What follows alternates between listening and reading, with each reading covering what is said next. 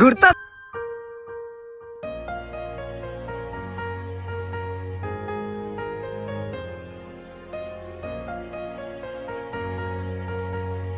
চঞ্চলা যে বাচ্চা করে এত ভালোবাসে সে তো কখনো খারাপ হইতে পারে না, তাইলে তুমি এইভাবে মানুষ মারো কে?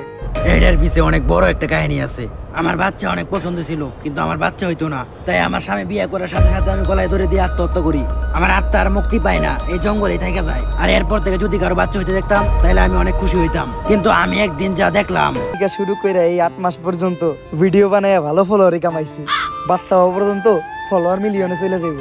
ভিডিও বানানো মোরে সজনী তোরা সাজিয়ে গুজিয়ে দে মোরে। আর এটা দেওয়ার পরে কন্টেন্ট ক্রিয়েটরদের প্রতি আমার ঘৃণা জন্মাই গেল।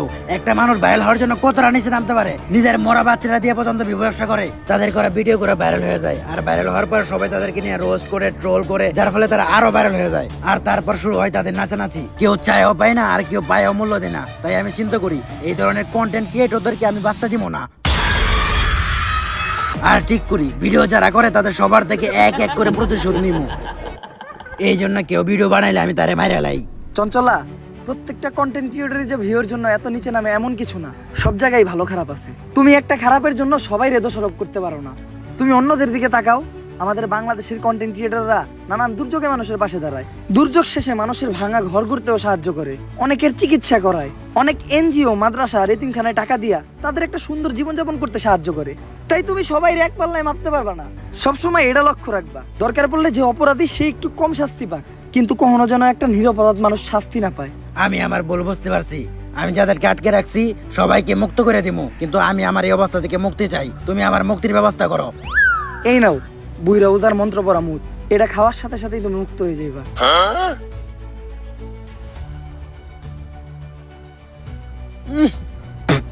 নন্তা হালার মনে জন্ডিস হয়েছিল।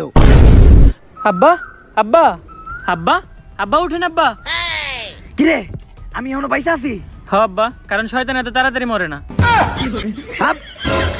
উঠেন আব্বা, চলেন বাসায় যাই। বাসায় তোর মায় আছে না? হ্যাঁ আব্বা। তাইলে আর লাভ হইলো কি?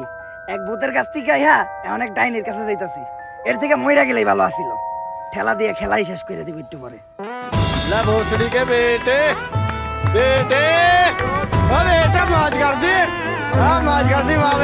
সো গাইস, ভিডিওটা কেমন লাগছে আপনাদের কাছে? যদি ভিডিওটা আপনাদের কাছে ভালো লাগে তাহলে ফটাফট লাইক, কমেন্ট, শেয়ার আর সাবস্ক্রাইব করেন চ্যানেলটারে। আর এই ভিডিওর যে পার্টটা আপনাদের সবচেয়ে বেশি ভালো লাগছে ওটা আপনাদের ফ্রেন্ডদের সাথে শেয়ার করেন বা আপনার নিজের সোশ্যাল মিডিয়াতে শেয়ার করেন। আর এই ভিডিওতে কিন্তু কোনো হেট ছড়ানো হয় নাই বা কারো ছোট করা হয় নাই, জাস্ট একটা হিডেন মেসেজ দেওয়া ছিল। আমি চাই যারা সোশ্যাল মিডিয়া ইউজ করেন তারা যাতে এটা নিজের লাইফে অ্যাপ্লাই করেন, কারণ দিন দিন আমাদের সোশ্যাল মিডিয়ার অবস্থা খুবই খারাপ হয়ে যেতেছে।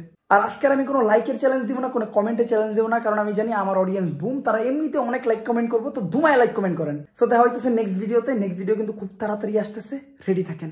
আল্লাহ হাফেজ।